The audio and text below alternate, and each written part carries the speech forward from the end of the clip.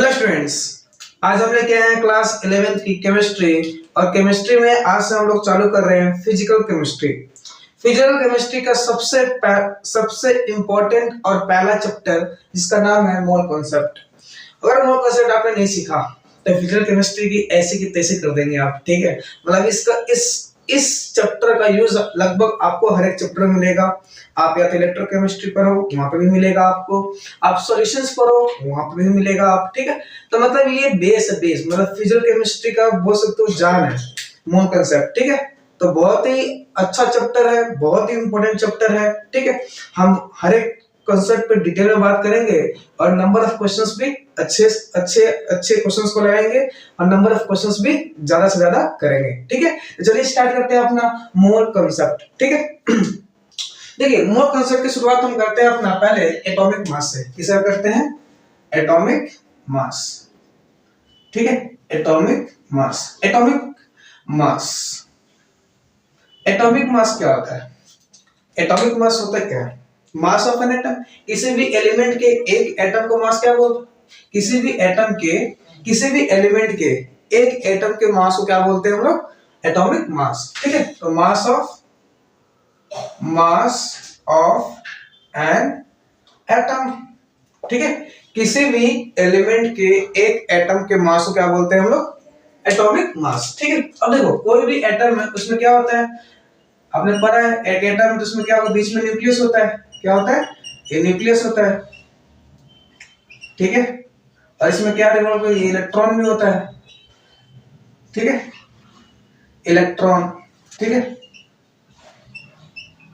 अब न्यूक्लियस में कौन कौन होता है? न्यूट्रॉन प्लस प्रोटॉन, ठीक है। इसका मतलब क्या हुआ कि एटॉमिक मास किसके इक्वल होता है? एटॉमिक मास किसके इक्वल होता है भाई? मास of neutron plus mass of proton, mass of proton plus mass of electron, ठीक है। मास ऑफ इलेक्ट्रॉन, ठीक है। मतलब किसी भी एटम का मास, किसी भी एलिमेंट का मास निकालना हो तो उसके मतलब एटॉमिक मास निकालना हो तो कैसे? मास of neutron plus mass of proton plus mass of electron कर दो, ठीक है, ठीक है। लेकिन आपको पता है कि मास ऑफ प्रोटॉन जो होता है वो कितना होता है? 1.66 इंटू 10 की पावर माइनस 24 ग्राम होता है ना। और जितना मास ऑफ प्रोटॉन होता है अप्रोक्स उतना ही क्या होता है? मास ऑफ न्यूट्रॉन, ठीक है। और मास ऑफ इलेक्ट्रॉन कितना होता है भाई? ये पढ़ रखा आपने 9.1 इंटू 10 की पावर माइनस 8 ग्राम होता है ना। ये मास ऑफ इलेक्ट्रॉन होता है। इस सबको मैंने बेसिक केमिस्ट्री में करा चुका है, आप उसको देख लीजिए, आपको सब चीज मिल जाएगा, ठीक है। तो मास ऑफ इलेक्ट्रॉन, तो जब आप इस दोनों को कंपेयर करेंगे तो मास ऑफ जो प्रोटॉन आता है वो अप्रोक्सीमेटली मास ऑफ इलेक्ट्रॉन से लगभग 2000 गुना ज्यादा होता है, ठीक है। तो इसलिए क्या करते हैं ना, मास ऑफ इलेक्ट्रॉन को नेगलेक्ट कर देते हैं। क्या करते हैं? नेगलेक्ट। क्यों? क्योंकि जो मास, इनका मास जो होता है, इन दोनों को मास इलेक्ट्रॉन के मास से काफी ज्यादा होता है, 2000 गुना लगभग ज्यादा होता है, ठीक है। आपको देख रहे हैं अप्रोक्स इसको 2000 गुना ले सकते हो, ठीक है। तो ये जो मिला मास of neutron plus mass of proton, इसको हम मास नंबर भी बोलते हैं। क्या बोलते हैं? मास नंबर, ठीक है। तो कोई पूछे आपसे एटॉमिक मास, तो एटॉमिक मास में मास ऑफ न्यूट्रॉन भी होता है, मास ऑफ प्रोटॉन भी होता है, मास ऑफ इलेक्ट्रॉन भी होता है। बात समझ में आई? लेकिन हम मास ऑफ इलेक्ट्रॉन को नेगलेक्ट कर देते हैं। क्यों नेगलेक्ट कर देते हैं? हम इसलिए नेगलेक्ट कर लेते हैं क्योंकि जो मास ऑफ इलेक्ट्रॉन होता है ना वो बहुत ही कम होता है as compare to mass of neutron और मास ऑफ प्रोटॉन। और आपको पता है कि जो मास ऑफ न्यूट्रॉन और प्रोटॉन है वो अप्रॉक्स क्या होते हैं? इक्वल। कितना होता है? 1.66 into 10 की पावर माइनस 24 ग्राम। और जो मास ऑफ इलेक्ट्रॉन होता है वो कितना होता है? 9.1 into 10 की पावर माइनस 28 ग्राम। जब दोनों को कंपेयर करोगे तो मास ऑफ प्रोटॉन अप्रॉक्स 2000 गुना ज्यादा आता है इलेक्ट्रॉन से, ठीक है। इसलिए क्या करते हैं? नेगलेक्ट कर देते हैं। ये सब आज बता पा रहे हो क्यों? इसलिए आज बता पा रहे हो क्योंकि यार आज हमें पता है कि इलेक्ट्रॉन का मास कितना है, मास ऑफ प्रोटॉन कितना है और न्यूट्रॉन का मास कितना है, इसलिए आज आप एटॉमिक मास बता पा रहे हो। लेकिन जब केमिस्ट्री की शुरुआत हो रही थी 19th सेंचुरी, जब केमिस्ट्री आरंभ हो रहा था, ठीक है, केमिस्ट्री आरंभ हो रहा था, तो उस समय आपको ना तो मास ऑफ इलेक्ट्रॉन पता था, ना तो मास ऑफ प्रोटॉन पता था, ना ही मास ऑफ इलेक्ट्रॉन पता था।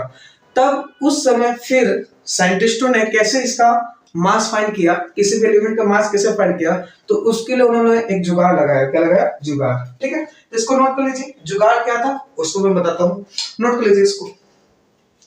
कोई दिक्कत नहीं। जुगाड़ टेक्नोलॉजी क्या थी उस समय? जुगाड़ ये था उस जुगाड़ को समझने के लिए आपको पहले एक बेसिक बात समझनी पड़ेगी क्या कि जैसे मान लो कोई पूछे आपसे, बताओ 1 kg क्या होता है? 1 kg, 1 kg आप बोलोगे 1 kg में 1000 ग्राम होता है। मैंने नहीं पूछा 1 kg में 1000 ग्राम होता है, मैंने पूछा 1 kg का मतलब क्या है। देखो इनिशियली किसी को नहीं पता था कि 1 kg का मतलब क्या है, ना मुझे पता था, ना आपको पता था, ना दुनिया में किसी को नहीं पता था। तो हमने क्या किया, एक सिलेंडर ले लिया, और आज से मैं बोल दिया ये सिलेंडर है ना, ये सिलेंडर है, ये 1 kg है। कितना है? 1 kg। ठीक है, ये अपना सिलेंडर ले लिया, इस सिलेंडर का जो वेट है वो कितना है? 1 kg। ठीक है, और कोई अब आपसे पास आया और अब हमने क्या किया, एक तराजू बनाया। ठीक है, ये तराजू बन गया, वेट बैलेंस जिसको बोलते हो आप लोग, हम तो तराजू बोलते हैं भाई। ठीक है, और कोई पूछे बताओ कोई हमारे पास एक बच्चा आया और बच्चा हमारे पास लेके आया तरबूज। क्या लेके आया? तरबूज। ठीक है, तरबूज, तरबूज। ठीक है, अब बोला कोई बच्चा बोलेगा इस तरबूज का मास बताओ, तो क्या करूंगा मैं, इधर रखूंगा तरबूज, ठीक है, और इधर क्या रखूंगा? सिलेंडर। क्या रखूंगा? सिलेंडर। कब तक रखूंगा इधर सिलेंडर? तब तक रखूंगा जब तक दोनों क्या हो जाए? बराबर ना हो जाए। ठीक है, तो मतलब जो मास ऑफ तरबूज आएगा, हमें पता चला कि जो मास ऑफ तरबूज है, तरबूज, वो कितना आता है? 4 times mass of 1 cylinder. Mass of cylinder मतलब इसका मतलब ऐसे 1 kg के सिलेंडर में 4 सिलेंडर रखा तो तरबूज जो, दोनों क्या हो गया? बैलेंस हो गए। तो इससे हमें पता चला कि मास ऑफ तरबूज किसके इक्वल है? 4 इंटू मास ऑफ सिलेंडर। समझ में आया? ठीक है, मान लो कि अपने पास लेके आया, क्या लेके आया? चूहा। क्या लेके आया? चूहा। ठीक है, कोई चूहा लेके आया अपने पास, यहाँ पे चूहा रख दिया हमने, और कोई पूछे इसका मास बताओ, तो पता चला मास ऑफ चूहा, मास ऑफ चूहा ये कितना है? ये है हमारा 2 times mass of cylinder, mass of cylinder. ठीक है, ठीक है, मान लीजिए कोई अपने पास लेके आया, क्या कुछ लेके आया, जैसे मान लो बकरी लेके आया। ठीक है, तो हमने क्या किया, इधर बकरी को रख दिया और इधर हमने सिलेंडर रखना चालू किया। कब तक रखा? जब तक ये दोनों क्या हो जाए? बैलेंस ना हो जाए। तो हमें पता चला कि जो मास ऑफ बकरी है, मास ऑफ बकरी वो इक्वल है कितने times? 10 time mass of cylinder, mass of cylinder. बात समझ में आई? ठीक है, तो हमने यहाँ पे क्या किया, सिलेंडर को एक स्टैंडर्ड फिक्स कर दिया। अब सिलेंडर के कंपैरिजन में बाकी सब एलिमेंट्स जितने बाकी चीजें उन सबको हम उनके मास बताएंगे। ठीक है, तो देखो यहाँ मास ऑफ तरबूज 4 times mass of cylinder, mass of चूहा 2 टाइम्स मास ऑफ सिलेंडर आ गया, मास ऑफ बकरी कितना? 10 टाइम मास ऑफ सिलेंडर आ गया। ठीक है, तो देखो ये चीज बार बार रिपीट, साइंटिस्टों ने देखा कि ये चीज क्या हो रहा है, ये चीज बार बार रिपीट हो रहा है। तो उन्होंने क्या किया, इसको एक नाम दे दिया। क्या दे दिया इसको नाम? केजी। क्या नाम दे दिया? केजी। ठीक है, तो मास ऑफ तरबूज किसी को हो गया, मास ऑफ तरबूज टी लिख देता हूं। ठीक है 4 केजी हो गया। मास ऑफ चूहा, चूहा सी ले देता हूं। मास ऑफ चूहा किसी को हो गया? 2 केजी हो गया। वैसे ही मास ऑफ बकरी, बकरी एक इसका कितना हो गया? 10 केजी हो गया। बात समझ में आई? ठीक है, तो इन्होंने देखा कि बार बार ये चीज रिपीट हो रहा है, तो उन्होंने इसको एक स्टैंडर्ड यूनिट दे दिया, इसको क्या बोल दिया? केजी। क्या बोल दिया? केजी। 1 केजी बोल दिया। क्या बोल दिया? 1 केजी। अब ये 1 केजी क्यों बोला? बोलने वाला 2 केजी भी बोल सकता था, 10 केजी भी बोल सकता था। 1 केजी इसने बोला ताकि ये जो न्यूमेरिकल वैल्यू है उसमें कोई फर्क नहीं आए। ठीक है, क्योंकि अरे इसको 1 केजी बोला, क्यों बोला? ताकि इसको जब मल्टीप्लाई करो 4 बनेगा, 4 कम 4। ठीक है, मतलब जो न्यूमेरिकल वैल्यू है उसमें कोई चेंज नहीं आए, इसलिए उन्होंने क्या बोला, इसको क्या बोल दिया? 1 केजी। बात समझ में आई? ठीक है, सेम टू सेम इसी तरह जिससे इसमें हमने क्या फिक्स किया, हमने स्टैंडर्ड किसको माना? स्टैंडर्ड हमने किसको माना भाई? इसमें हमने स्टैंडर्ड माना किसको? हमने स्टैंडर्ड माना सिलेंडर को। उसी तरह साइंटिस्टों ने एटॉमिक मास फाइंड करने के लिए किसको स्टैंडर्ड माना? उन्होंने एटॉमिक मास फाइंड करने के लिए, एक कहानी समझ में आया आपको? पहले ये बताओ, एक कहानी समझ में आया? उसी तरह हमने क्या किया, किसी भी एटम का, किसी भी एलिमेंट के मास को फाइंड करने के लिए हमें क्या फिक्स किया? स्टैंडर्ड। स्टैंडर्ड में हमने क्या लिया? एक स्टैंडर्ड फिक्स किया 1/12 मास ऑफ 1 C12 एटम। बात समझ में? मास ऑफ 1 C12 एटम। ठीक है, हमने एक स्टैंडर्ड फिक्स किया। अब किसी को मान लो किसी एलिमेंट का मास फाइंड करना हो, किसी एलिमेंट का मास फाइंड करना हो, ठीक है, तो इसके स्टैंडर्ड में जैसे आता ना, जैसे मास ऑफ चूहा था, मास ऑफ चूहा इक्वल टू कितना रहता हमारा? 4 टाइम्स मास ऑफ सिलेंडर। ठीक है, तो कोई पूछे बताओ मास ऑफ ऑक्सीजन एटम, तो हमने देखा mass of oxygen atom. Oxygen atom का मास कितना लिखा हमने, 16 टाइम्स आ रहा था 1/12 mass of one atom, 1C12 atom. ठीक है, उसी तरह कोई पूछे मास ऑफ नाइट्रोजन एटम, तो हमने देखा नाइट्रोजन के एटम का मास कितना 14 टाइम्स आ रहा था 1/12। वहां पे स्टैंडर्ड क्या लिया था, वहां पे हमने स्टैंडर्ड लिया था सिलेंडर, यहाँ पे स्टैंडर्ड क्या लेके चलेंगे 1/12 mass of one atom of C12। ठीक है, तो 1/12 mass of one C12 atom. बात समझ में? कोई पूछे बताओ मास ऑफ ऑक्सीजन हो गया, नाइट्रोजन हो गया, कोई मास ऑफ कार्बन पूछ ले, कार्बन एटम, हमने क्या किया मास ऑफ फास्फोरस एटम। ठीक है, तो कितना टाइम्स आया 31 टाइम्स आया 1/12 mass of one carbon 12 atom. बात समझ में आई? तो फिर से यहाँ साइंटिस्टों ने क्या देखा, साइंटिस्टों ने देखा कि ये जो ये चीज है ना, ये चीज ये बार बार रिपीट हो रही है। ठीक है, जैसे वहां पर बार बार यार रिपीट क्या हो रहा था, cylinder mass of cylinder repeat हो रहा था, तो वहां पे सिलेंडर क्या बोला था 1 kg। उसी तरह यहाँ पे इन्होंने क्या बोल दिया, इसको इससे जगह 1/12 mass of one carbon 12 atom, इसको रिप्लेस करके हमने क्या बोला 1 AMU। क्या बोल दिया 1 AMU। वहां पे केजी बोल रहे थे, यहाँ पे क्या बोलेंगे AMU। AMU का मतलब क्या था, एटॉमिक मास यूनिट। क्या होता है एटॉमिक, फुल फॉर्म क्या होता है एटॉमिक मास यूनिट। बात समझ में आई? कहने का मतलब क्या है कि मास ऑफ ऑक्सीजन एटम 16। अब इस जगह क्या लिख दूंगा AMU। ठीक है, AMU। कोई बोले मास ऑफ नाइट्रोजन बताओ, तो मास ऑफ नाइट्रोजन क्या आ जाएगा 14 AMU। कोई पूछे बताओ मास ऑफ फास्फोरस एटम बताओ, फास्फोरस एटम मास कितना हो जाएगा 31 AMU। याद रहे AMU कितने एटम का मास होता है, mass of one oxygen atom. Mass of oxygen atom मतलब वन एटम का मास होता है। जब भी यूनिट में 1 AMU आए, क्या है AMU मतलब आप एक एटम की मास की बात कर रहे हो। ठीक है, AMU मतलब ये क्या है, जो भी आया 60 AMU मतलब क्या हुआ, ऑक्सीजन के एक एटम का मास कितना है। AMU का मतलब होता है एक एटम का मास। यहां लिख देता हूं स्टार मार के, AMU is used for one atom मास।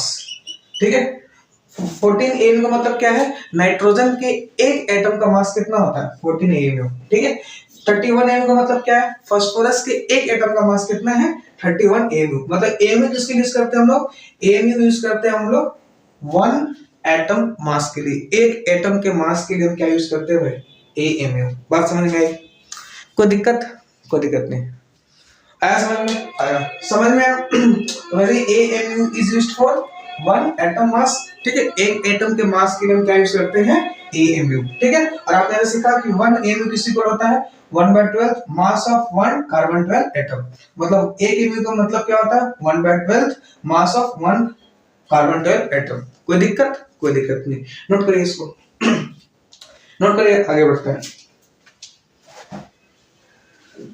कर लिया नोट, कर लिया। ठीक है, मिटाओ।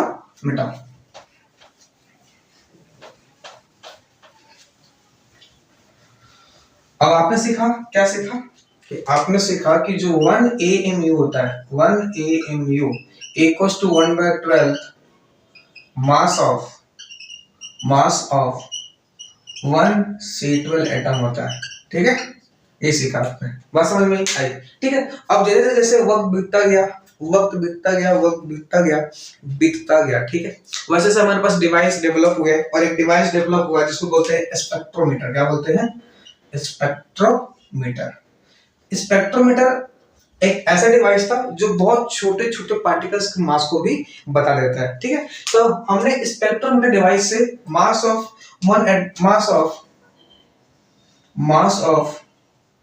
1 C12 एटम निकाला। ठीक है, स्पेक्ट्रोमीटर डिवाइस से हमने कार्बन के एक एटम का मास निकाला, तो हमें पता चला कार्बन के एक एटम का मास कितना आता है 1.99 × 10⁻23 ग्राम। कितना आता है 23 ग्राम। ठीक है, तो इसको उठाकर हमने यहाँ पे रखा, तो इसका मतलब 1 AMU 1/12।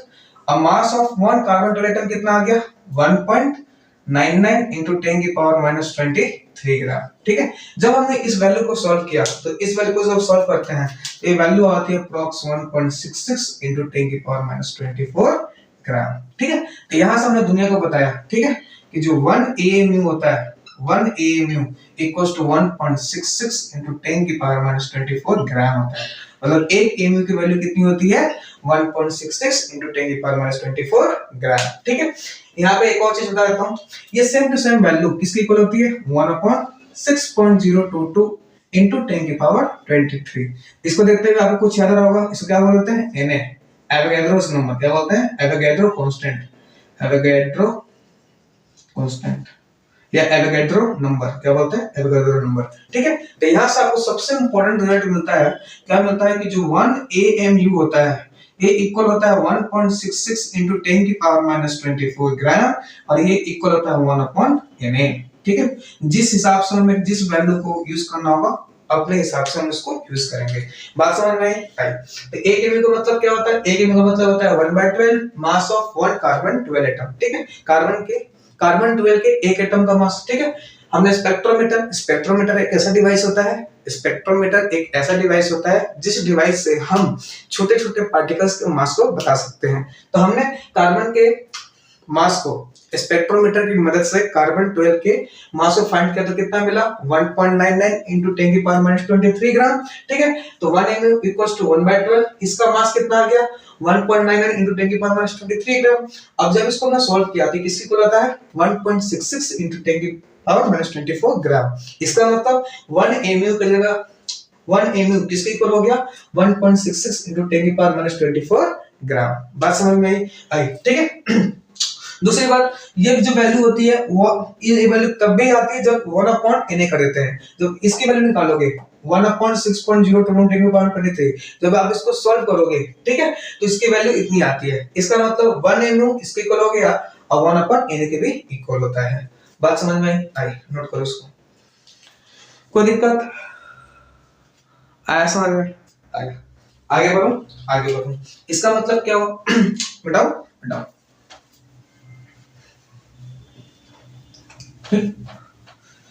तो हमने क्या करा, जैसे मान लो ऑक्सीजन है, क्या है? ऑक्सीजन है। ठीक है, अब मैंने मास ऑफ 1 ऑक्सीजन एटम, ऑक्सीजन के एटम का मास 16 AMU होता है। ठीक है, कितना होता है? 16 AMU। पता है आपको? एटॉमिक मास मैंने बेसिक केमिस्ट्री में करा चुका हूं। ठीक है, मास ऑफ 1 ऑक्सीजन एटम। ठीक है, तो देखो AMU किसके लिए यूज होता है? AMU हमेशा यूज करते हैं किसके लिए? 1 के लिए। किसके लिए? एक एटम के मास के लिए। ठीक है, अब कोई बोलेगा इसको बताओ ग्राम में बताओ, ऑक्सीजन का मास कितना बताओ ग्राम में। तो अभी आपने पढ़ा कि 1 AMU किसके इक्वल होता है? 1.66 इंटू 10 की पावर माइनस 24 ग्राम। पढ़ा ना आपने? पढ़ा। इसका मतलब ग्राम इसका मास कितना हो जाएगा? 16 इंटू 1.66 इंटू 10 की पावर माइनस 24 ग्राम। ठीक है, तो ये अपना जब हम AMU यूज करते हैं तो AMU कब यूज करते हैं? AMU तब यूज करते हैं जब हम एक एटम के मास को बताते हैं। ठीक है, अगर हम उसके मास को ग्राम में लिखना चाहते हैं तो 1 AMU की वैल्यू कितनी होती है ग्राम में भाई? 1.66 इंटू 10 की पावर माइनस 24 ग्राम। बात समझ में आई? इसको नोट कर लो साइड में, आगे बढ़ते हैं। कर लिया नोट? कोई दिक्कत नहीं। नेक्स्ट, अब हम अलग अलग तरह के मास पढ़ेंगे। उसमें सबसे पहला मास पढ़ेंगे रिलेटिव एटॉमिक मास। क्या पढ़ेंगे? रिलेटिव एटॉमिक मास। ये रिलेटिव एटॉमिक मास का मतलब क्या होता है? देखो आइए जरा से समझते हैं रिलेटिव एटॉमिक मास को। ठीक है, तो रिलेटिव किसी भी एलिमेंट का रिलेटिव एटॉमिक मास निकालना रिलेटिव एटॉमिक मास। तो रिलेटिव एटॉमिक मास ये इक्वल होता है मास of 1 atom of an element. ठीक है, किसी भी एलिमेंट के एक एटम का mass divide by 1/12 mass of 1 C12 atom. बात समझ में आई? ठीक है, तो रिलेटिव एटॉमिक मास निकालना हो तो किसी को होता है मास of 1 atom of an element. ठीक है, मास ऑफ 1 एटम ऑफ एलिमेंट किस में लिखते हैं भाई? AMU में। किस में लिखते हैं? AMU में, ठीक है। किसी भी एलिमेंट के एक एटम का मास लिखना हो तो उस किस में लिखते हैं, AMU में।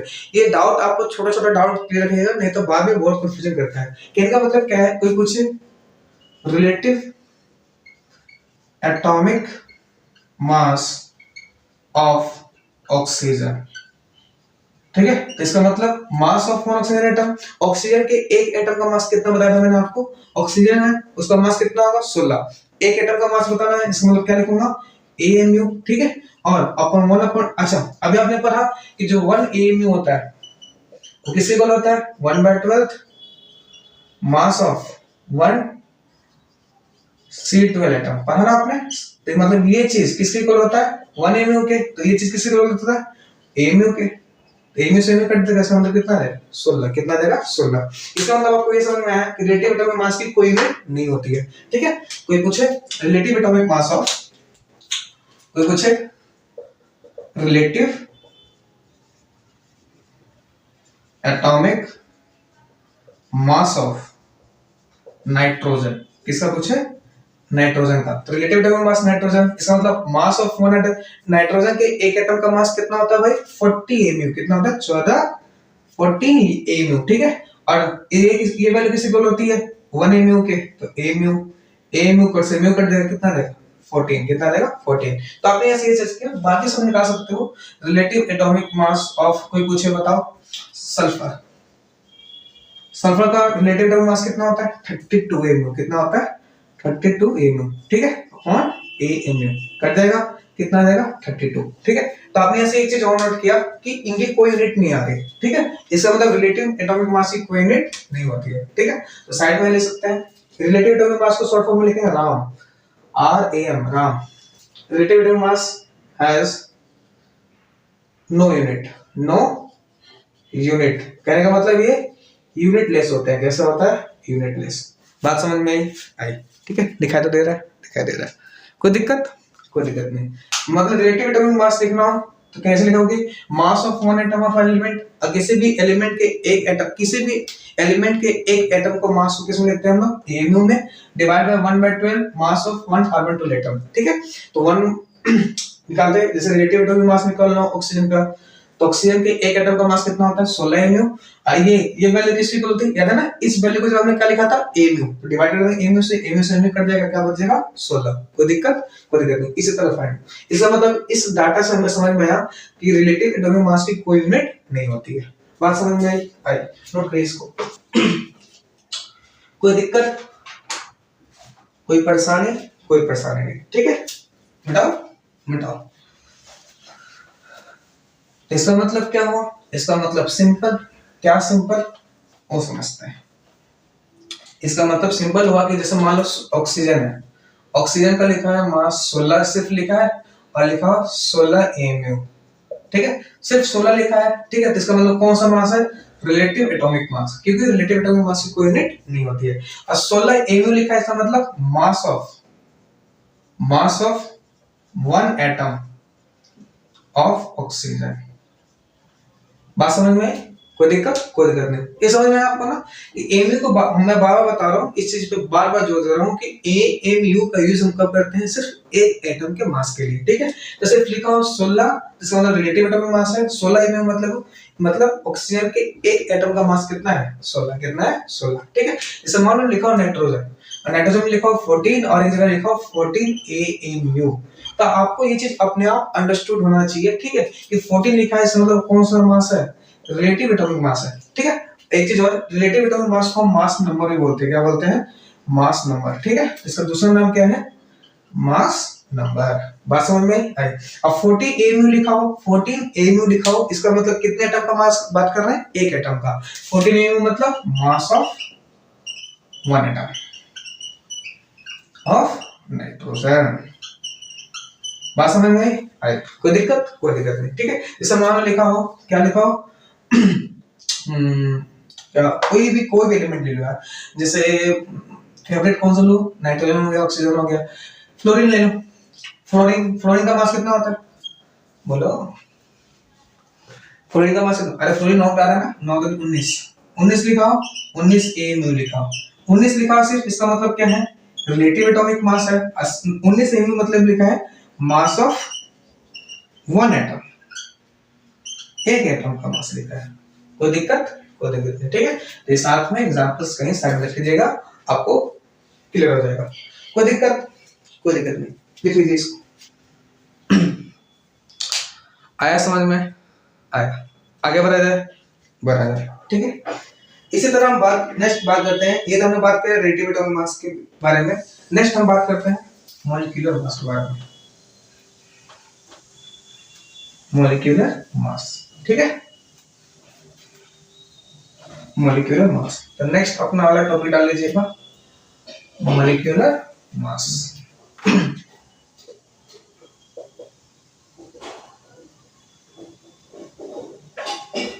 मॉलिक्यूलर मास, ठीक है। मॉलिक्यूलर मास को डिफाइन कैसे करोगे? सम ऑफ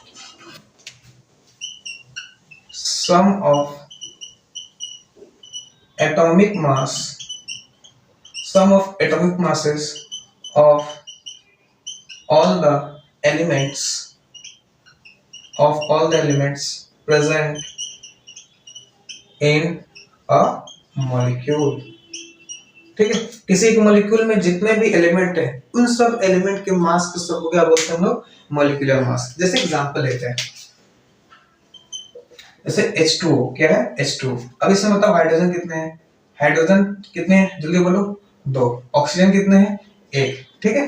तब इनके हाइड्रोजन का मास कितना होता है? 1, ठीक है। कुछ एटॉमिक मास आपको मैं सिखा रखा हूँ, बता रखा हूँ, 1 से लेकर 20 तक आपको याद होना चाहिए कम से कम, ठीक है। एक बार मैं फिर से करा देता हूँ आपको। Hydrogen, helium, lithium, beryllium, boron, carbon, nitrogen, oxygen, fluorine, neon, sodium, magnesium, aluminium, silicon, phosphorus, sulphur, chlorine, argon, potassium, calcium. कम से कम 20 तक आपको मास याद होना चाहिए, ठीक है। मैंने इसको बेसिक केमिस्ट्री में शॉर्ट ट्रिक बता रखा है, आप देख सकते हैं। नहीं देखा तो कोई बात नहीं। 1, इसके लिए मास कितना होता है? 4, ठीक है। जो एक्सेप्शन हो इसका 1, 2, 3, 4, 5, 6, 7, 8, 9, 10, 11, 12, 13, 14, 15, 16, 17, 18, 19, 20। ये कोई फर्जी नंबर नहीं है। इस नंबर को क्या बोलते हैं भाई? Atomic number. क्या बोलते हैं? Atomic number. बात समझ में आई? ठीक है। हाइड्रोजन का मास 1 होता है, ठीक है।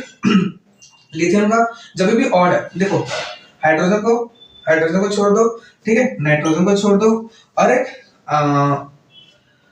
आर्गन को छोड़ दो, और एक क्लोरीन को छोड़ दो, ठीक है, और एक बेरिलियम को छोड़ दो।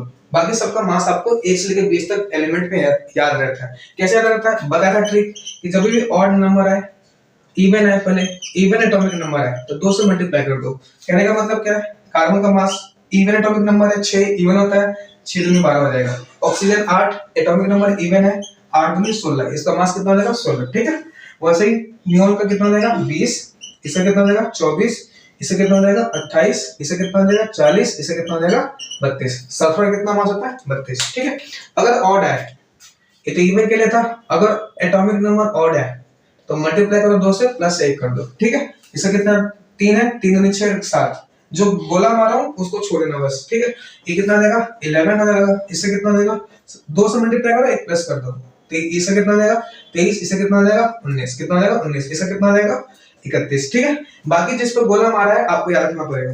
पोटेशियम कितना देगा? 39। आयरन का होता है 40, जिस पे मैंने गोला मारा है, 5 पे गोला मारा है, 5 को याद होना चाहिए। हाइड्रोजन का 1 होता है, बेरिलियम का 9 होता है, कितना होता है? 9। नाइट्रोजन का होता है 14, कितना होता है? 14, ठीक है। इसका होता है 35.5, ठीक है। तो ये इनका मास हो गया। कोई दिक्कत नहीं। तो आपको ये मास मैंने बेसिक केमिस्ट्री में करा रखा आपको, ठीक है। आई होप आपको पता होगा। नहीं पता तो नोट कर लीजिए इसको, नहीं पता तो नोट कर लीजिए, ठीक है। आगे बढ़ते हैं फिर। कर लिया नोट? बताओ, ठीक है। अब हम बात करते हैं मॉलिक्यूलर मास पे, ठीक है। तो किसी वाटर का एक मॉलिक्यूल है, वाटर के एक मॉलिक्यूल में हाइड्रोजन कितने हैं? 2, ऑक्सीजन कितने हैं? 1, ठीक है, 1 है। हाइड्रोजन का मास कितना बताया मैंने अभी आपको? 1। ऑक्सीजन का मास कितना होता है? 16, कितना होता है? 16, तो कितना हो जाएगा? 2 और कितना हो जाएगा? 16, दोनों को जोड़ दो, कितना हो जाएगा? 18। मतलब वाटर का मॉलिक्यूलर मास कितना आता है? 18, ठीक है।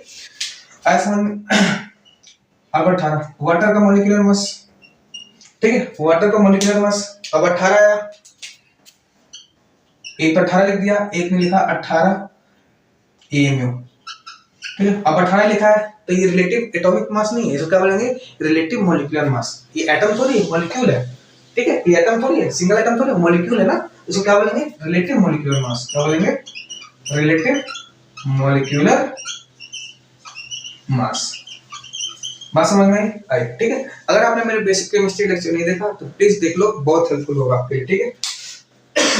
मैंने सारा बेसिक चीज बता रखा वहां पे। रिलेटिव मॉलिक्यूलर मास, अगर 18 एमयू लिखा हो तो एमयू का मतलब आपने बताया था एटॉमिक मास यूनिट। ये एटम थोड़ी मॉलिक्यूल है, तो इसको क्या इसलिए क्या लिख देंगे, यू। यू बोले तो यूनिफाइड मास, ठीक है, यूनिफाइड मास। हम यू एटम के लिए भी यूज करते हैं और मॉलिक्यूल के लिए भी यूज करते हैं, ठीक है। तो यू हम दोनों के लिए यूज कर लेते हैं, मॉलिक्यूल के मास को बताने के लिए यू यूज कर लेते हैं और एटम के मास को भी बताने के लिए हम यू यूज कर लेते हैं। बात समझ में आई, ठीक है। तो मैं कुछ और एग्जांपल लेता हूं, मिटाओ इसको, मिटाओ। आया समझ में, आया, ठीक है। अब देखो, जैसे मान लो H2SO4 का मास निकालना हो, जैसे आपको निकालना हो HNO3 का निकालना हो, जैसे आपको निकालना हो C6H12O6 का निकालना हो, जैसे आपको निकालना हो कैल्शियम कार्बोनेट का मास निकालना हो, जैसे आपको निकालना हो, ठीक है। कुछ फेमस है उनका आपको निकालना आना चाहिए, ठीक है। बहुत इजी है, इसको भी मैंने बेसिक केमिस्ट्री में करा रखा है, ठीक है। फिर भी मैं एक बार करा देता हूँ, कोई दिक्कत नहीं है। देखो इसमें कोई पूछे बताओ इसमें हाइड्रोजन कितने हैं, 2, सल्फर कितना है, 1, ऑक्सीजन कितना है भाई, 4, हाइड्रोजन का मास 1, सल्फर का मास 32, ऑक्सीजन का मास 16। बेसिक केमिस्ट्री से चलाते आ रहा हूँ, एटॉमिक 1 से लेकर 20 तक एटॉमिक मास और एटॉमिक नंबर याद होना चाहिए, ठीक है। फिर बोल रहा हूँ नहीं तो आगे बहुत दिक्कत होगा आपको, मैं पहले बोल रहा हूँ। 2 एकम 2, ये 32 और कितना होगा 64, ठीक है। जोड़ेंगे कितना आएगा 98, कितना आएगा 98, ठीक है। कितना आएगा 98, और लिखा है 98, मान लो H2SO4 का मास लिखा हो सिर्फ 98, तो कौन सा मास है, रिलेटिव मॉलिक्यूलर मास, RMM लिखेंगे, रिलेटिव मॉलिक्यूलर मास। और लिखा हो 98U, इसका मतलब कौन सा मास है, मास ऑफ वन मॉलिक्यूल। मतलब ना एम का मतलब क्या, mass of one atom, mass of one molecule. 98U का मतलब मास ऑफ वन मॉलिक्यूल। बात समझ में आई, क्योंकि मॉलिक्यूल है वहां पे एटम था। जैसे मान लो ऑक्सीजन था, ऑक्सीजन का लिख देते हैं 16, लिख देते हैं 16 AMU, या AMU को यू भी लिख सकते हो, कोई दिक्कत नहीं है। ए रिलेटिव एटॉमिक मास था, यहाँ पे रिलेटिव एटॉमिक मास हो रहा है क्योंकि एटम है। यहाँ पे क्या बोला, रिलेटिव मॉलिक्यूलर मास, क्योंकि मॉलिक्यूल है। 98U लिखा, इसका मतलब मास ऑफ वन मॉलिक्यूल, और इसका मतलब mass of one atom, mass of one atom. यहाँ पे एटम था तो एटम यूज किया, यहाँ पे मॉलिक्यूल है तो क्या यूज करेंगे, मॉलिक्यूल। मतलब H2SO4 के एक मॉलिक्यूल का मास कितना होता है, 98U, कितना होता है 98U। बात समझ में आई, नोट करो इसको। कोई दिक्कत, अरे आ रहा समझ में, आगे बढ़ो, आगे बढ़ो, ठीक है। नेक्स्ट जैसे HNO3 है अपने पास, HNO3 आई होप आपको पता होगा। HNO3 क्या बोलते हैं, नाइट्रिक एसिड, क्या बोलते हैं, नाइट्रिक एसिड। इसमें हाइड्रोजन कितने हैं भाई, 1, नाइट्रोजन कितने हैं 1, ऑक्सीजन कितने हैं 3, नाइट्रोजन का मास 14, इसका मास 16, ठीक है। ये 1, ये 14, ये 48, ठीक है। ये आता है 63, कितना आता है 63। अगर HNO3 इसका मान लिखा हो 63 लिखा हो सिर्फ, और ये लिखा हो 63U, 63 मतलब कौन सा मास लिखा है, रिलेटिव मॉलिक्यूलर मास, और 63U मतलब mass of one molecule, mass of one molecule. बात समझ में आई, कोई दिक्कत, कोई दिक्कत नहीं, ठीक है। बताओ बताओ।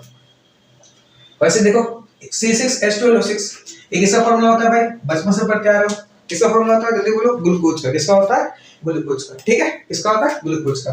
तो C6H12O6, कार्बन कितने हैं 6, हाइड्रोजन 12, ऑक्सीजन कितना है 6, कार्बन का मास 12, हाइड्रोजन का 1, ऑक्सीजन का 16, 12 6 72, 12 कम 12 6 36, 6 3 9 96, जोड़ोगे 180 आएगा, कितना आएगा 180, ठीक है। मतलब 180 लिखा हो इसका मास, सिर्फ 180 रिलेटिव मॉलिक्यूलर मास लिखा है, रिलेटिव मॉलिक्यूलर मास, और 80U 180U लिखा है तो mass of one molecule of glucose, क्या लिखा है, mass of one molecule of glucose. कोई दिक्कत, कोई दिक्कत नहीं, ठीक है। इसी तरह इनका मास आप फाइंड कर सकते हैं, ठीक है। इनका मास आप फाइंड कर लीजिएगा, कोई दिक्कत, कोई दिक्कत नहीं। मैं आगे बढ़ूं, आगे बढ़ो, ठीक है, आगे बढ़ता हूं मैं, ठीक है। नेक्स्ट अपना अगला तरह का मास बचता है जिसको हम बोलते हैं मोलर मास। क्या बोलते हैं, ये तो मॉलिक्यूलर मास हो गया, ठीक है, रिलेटिव एटॉमिक मास हो गया, मॉलिक्यूलर मास हो गया। नेक्स्ट अगले तरह का हम एक मास पढ़ते हैं जिसको क्या बोलते हैं हम लोग, जिसको बोलते हैं मोलर मास। क्या बोलते हैं, मोलर मास। ठीक है, मोलर मास। मोलर मास क्या होता है? मोलर मतलब मोल, मतलब एक मोल का मास क्या होता है? मास ऑफ 1 मोल।